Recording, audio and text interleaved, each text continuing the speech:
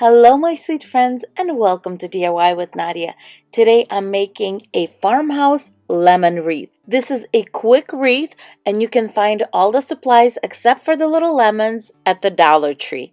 Let's get started. So for this wreath, you're going to need a cat who monitors what you're doing.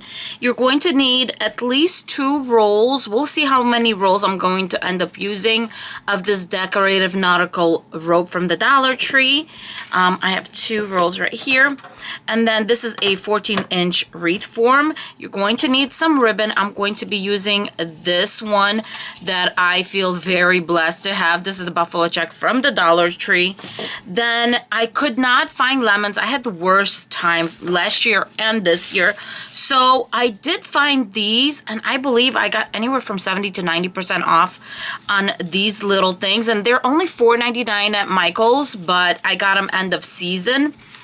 And they're just little lemon bushels. I thought these were so cute. And then you're also going to need some sort of a plaque.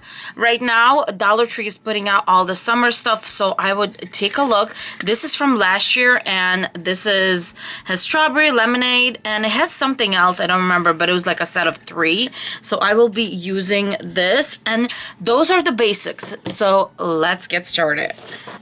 The first thing I'm going to do is untangle this rope, and look how big it gets. Now these are 3 little, I guess, ropes that are in one, and when they're wrapped, look how tight it is. And look at this, you get so much more rope if you untangle them. So that's the first thing I'm going to do, and I'm going to do this one at a time just to see how much wreath form one of these rolls will cover.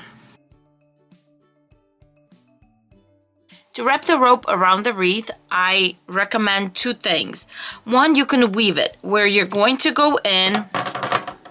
Basically, you're going to go in and out, up and over, in and out, up and over, in and out, and you move on like that. And what you're going to get is something like this. And while it's beautiful, you need to keep it tight to really prevent this green from showing. And the other reason is this bar right here, the bars. It's hard to hide these bars when you're weaving.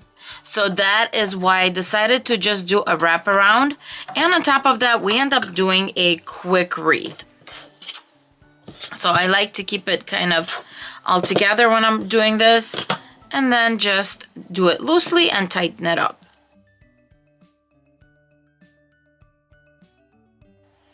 If there are imperfections like this, just try to get them out, because like this one is really bad. There you go, and keep on going. For today's Wreath Wednesday, I'm collaborating with Faith Chick 777's DIY by Design. She does everything from farmhouse, inspirational, shabby chic, paper projects. She does mixed media, high-end home decor DIYs, and trash to treasure. Even at that, I don't think I mentioned them all. She is mega talented. Please check her out. I will link her channel in the description box below. For now, let's get back to the wreath. Okay, so there's a possibility we might need 3 of these rolls. So this is only one piece of the twine. So it took basically 2/3 of our little section. So you would think that in 2 sections, we end up using 1 of these rolls. So by the time we're done, we're going to need 3. I'm just going to hot glue this in place. The next thread, I'm basically just continuing where we ended and just hot gluing it in place in the back to that kind of last loop, the back of the last loop. Okay, so I'm done with 1 of these rolls, and as I thought, it was going to take 2 of these sections. So that means we're going to need 2 more. I'm going to go off screen and have to undo this and do the same thing, and I'm going to fill the whole wreath, and I will be right back. So I have got to show you guys something. I know that it's kind of hard to tell because of the light, but if you can tell this area right here, do you see the difference in the color? here you can really see how right here it goes lighter and right here it's darker. So I didn't even think of this because I thought it was all the same, but it's not. So please pay attention when you're picking your 3 ropes to make sure that they're gonna match if you're using the Dollar Tree ones, because this one ended up being a little bit on the thinner side and thicker, and this one was a little bit more fluffier and lighter. But we are going to remedy that because we're going to decorate right here anyway, so that's okay. I'm going to put this aside for now.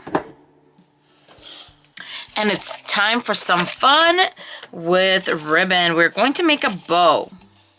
And this is going to be a few part bow, because I also decided to use this lemon ribbon from the Dollar Tree. How can I not, right? I always start off with the tail, and you know, longer is better. And by the way, this is the Dollar Tree one. Look how much it frays. So I don't mess with it. Even if I would to burn it, it's so fragile.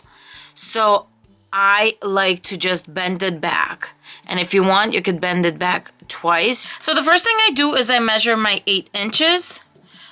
When I get my 8 inches, I make sure that the bow, the ribbon is upside down, because when we start looping over, we want that good side to be on the outside.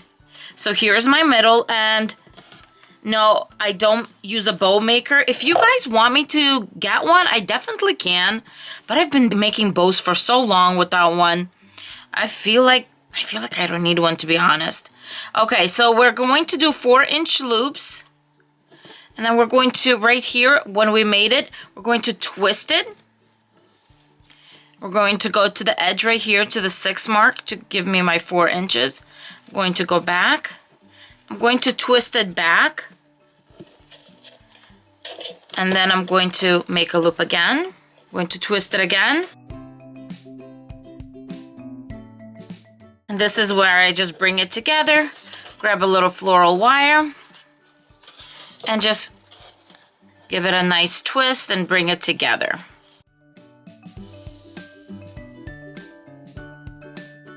Okay, measure my 8 inches for the second tail.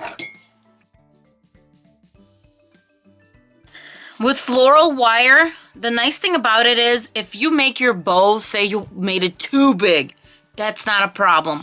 All you have to do is in the back, you go and you make like the little ribbon that I like to make, which I'm going to show you later, and you just fold it back and you just made it smaller. But I'm going to undo that because I do want to keep it at the 4-inch loop mark. I'm going to measure my 8 inches for the tail. And then I'm going to make 3-inch loops, which means 6 inches. There's my 6-inch. And I usually do this by eye, but if you can't, you could see how easy that is. Just measure your 6 and you go for it. But before I do that, I am going to bring a little bit more of the wire. Let me just snip it off here. So our buffalo check were 8 inches, which means 4-inch loops.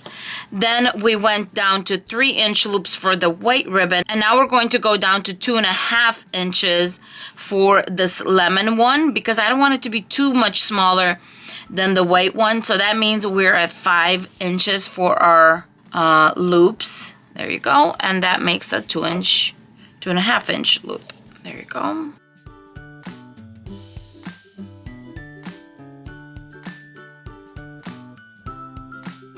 Once again, I pull it taut, then I fold in the middle, just making sure that my tails are there, and then my loops are up high, making sure we're in the center. The next thing I like to do is I like to take a piece of pliers, anything, and just kind of squish this together. That way it's flat, and it's going to be better to bring it all together. But then again, it just holds better when you know, open these up. Grab a good length one, because we want this one to then go around the base right here. So I do want to make sure that it's even over here. Once I twisted it, I'm going to spread it kind of this way because right now I need to put on my centerpiece. And I am going to use the white one just because it's going to give it a clean look. Just wrap it around all 3 bows.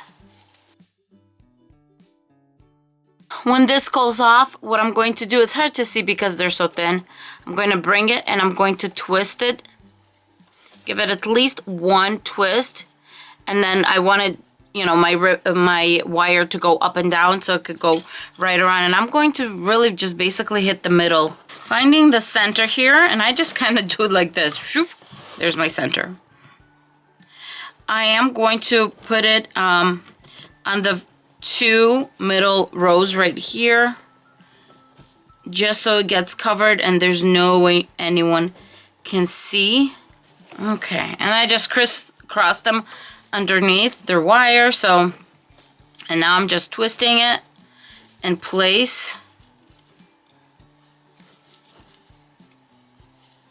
and cutting off the excess. And I'm just going to hide this part on the inside. Now that my bow's done, I'm going to bring in my little cute lemon bushels. And I really do think these are just the cutest things ever. Ever, ever, ever. And what I'm doing is I'm facing them up. Make sure that it's, because as you can see, there's back leaves and there's front leaves. And what I'm going to do is I'm going to curve it to the wreath. And you can either hot glue it in, or what I'm going to do is I'm going to go basically in and out. And I'm going to do the same thing on the other side. Okay, now let's work on the tail right here. The first thing I want to do is I want to take care of the long ones. Just fold it and just make sure that this gets folded inside. And then fold it again. Okay, when you're working with grosgrain ribbon, as much as I love it, sometimes it could be a pain in the you-know-what. So what you have to do is you need to hot glue things in place, especially the tails. What I do is I pull them down and hot glue them in the back. I just gave it a little bit of a dollop of hot glue, and I'm just moving it down like how I want my ribbon to float, and just let it cool right there. And then I'm going to move this one. I'm going to show you how I'm doing this. Grab this, move it down, just like that. And when you kind of face it towards where you want it, just fold it back and give it a little bit of hot glue right there. A little bit of a dot of hot glue. And that is how I get them to stay in place. Now, grosgrain ribbon will fray, you guys. So that is when I bring in my trusty lighter. And we're gonna cinch the edges. The key to this is to move quick. Because this is yellow and then this little thing is pink, but I don't have anything pink. So do I off-center the actual word so I get more of the jar? What would you guys do? Or do I just center it? You know what? I think I want to off-center because it looks really pretty like that. And while I'm holding this, to hang it, I'm actually just going to hang it by my hook right here. All right, and that is how our wreath is looking at the end.